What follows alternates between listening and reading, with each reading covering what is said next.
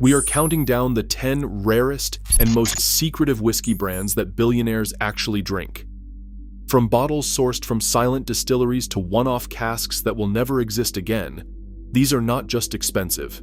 They are almost impossible to find, and each one redefines what true luxury means in the world of whiskey collecting.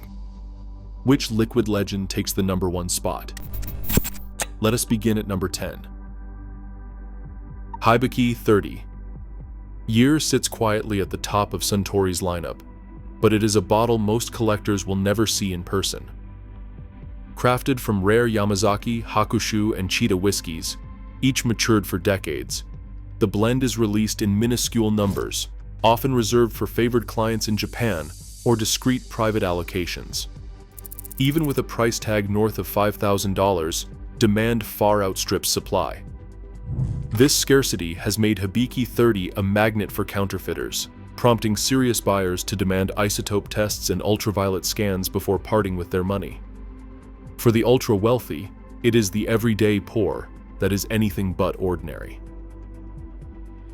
Port Ellen and Brora stand as the last word in Scottish ghost distilleries. Both closed in 1983, leaving behind a dwindling reservoir of casks now managed by Diageo.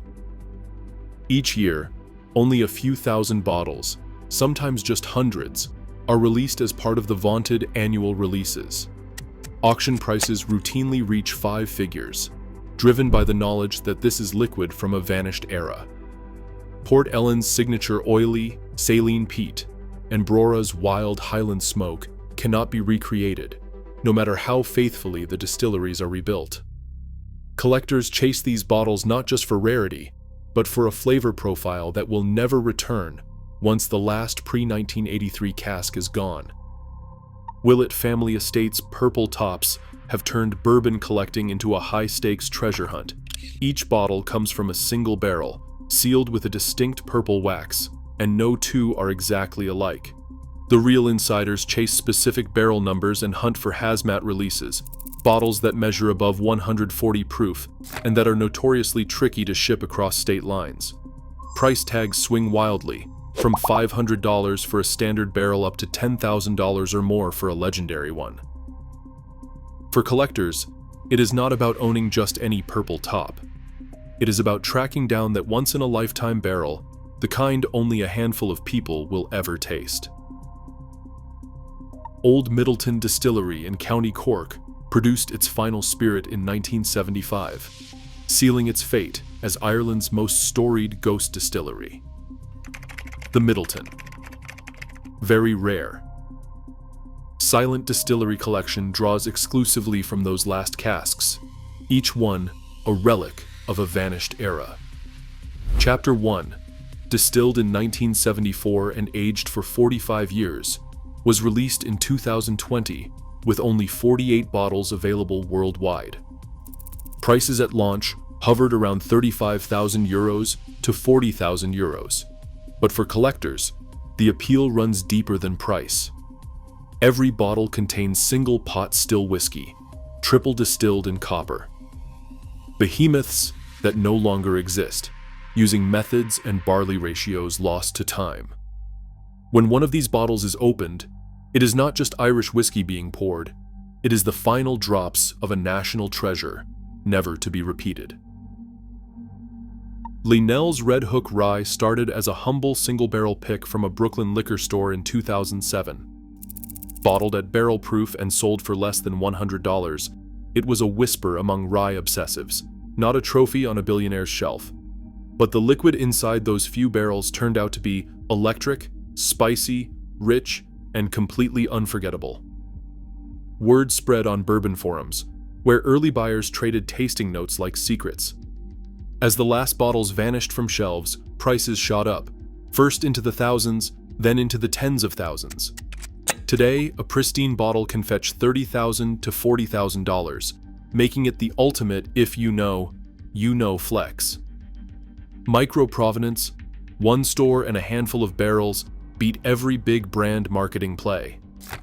In a world of manufactured scarcity, Red Hook Rye is pure legend, built by the community, not the corporation.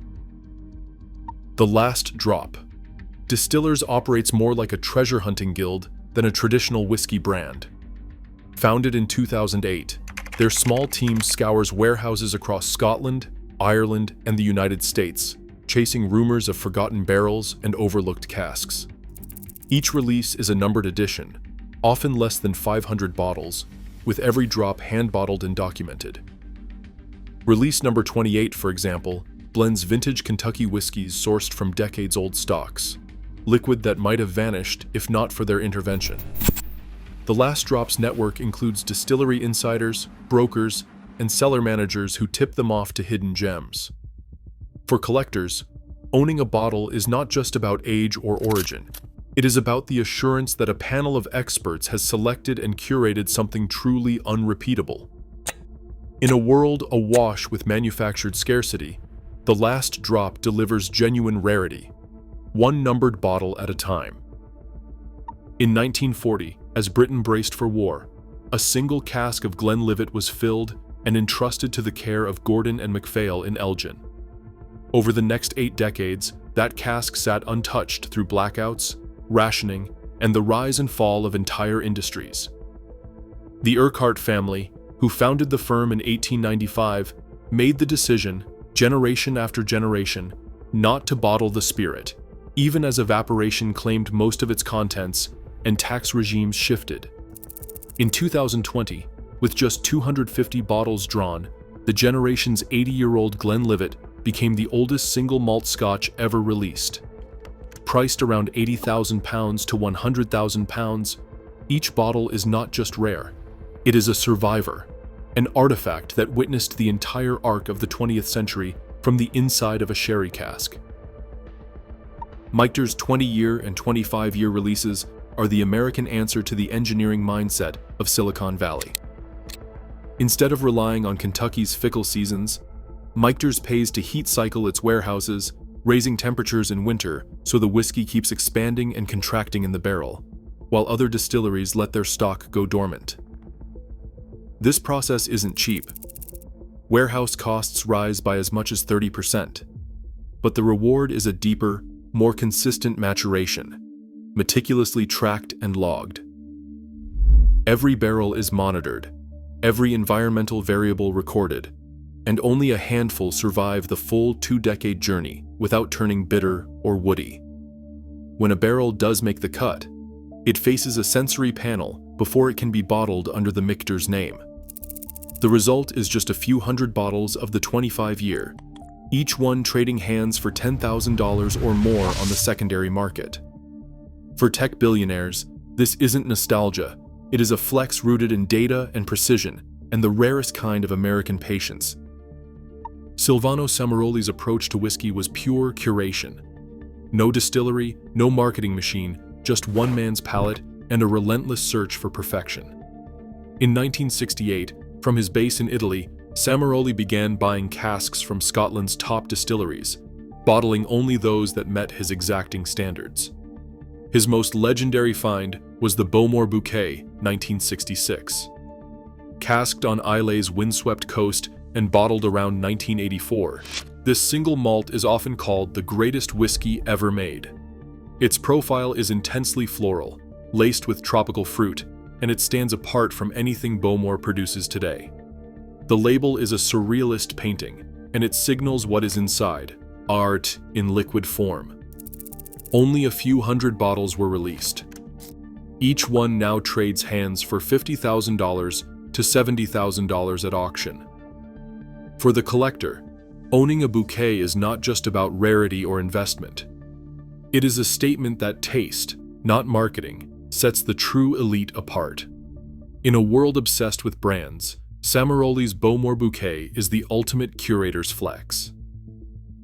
Karuizawa's story begins in 1956, high on the slopes of Mount Asama, where volcanic water and frigid winters shaped a whiskey that almost no one noticed at the time. Built as a workhorse for cheap blends, the distillery spent decades in obscurity, its casks slumbering at 850 meters above sea level.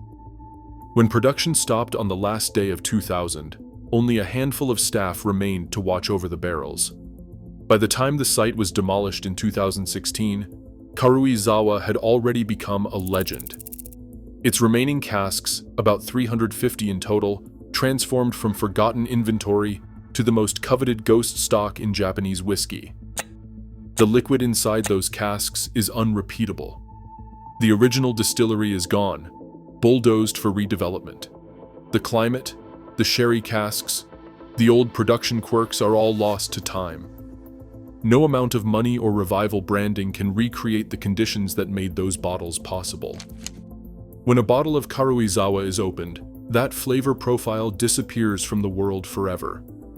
Auction houses like Sotheby's call Karuizawa the ultimate trophy. The 1960 vintage, sometimes called the Zodiac Rat, has sold for between $350,000 and $430,000. Anonymous bidders from Hong Kong, London, and New York compete for the last drops, often storing them in climate-controlled vaults rather than risking transport. Every sale is a countdown. One fewer cask, one more piece of liquid history gone. In the world of billionaire whiskey, Karuizawa stands alone. Not just rare, but extinct. Once it's gone, it's gone. Across all 10 entries, one truth emerges. For billionaires, true whiskey luxury is measured in scarcity and provenance, not price tags. These bottles are status symbols because they are unrepeatable, liquid assets that double as history. In the world's rarest whiskey, exclusivity is the ultimate flex.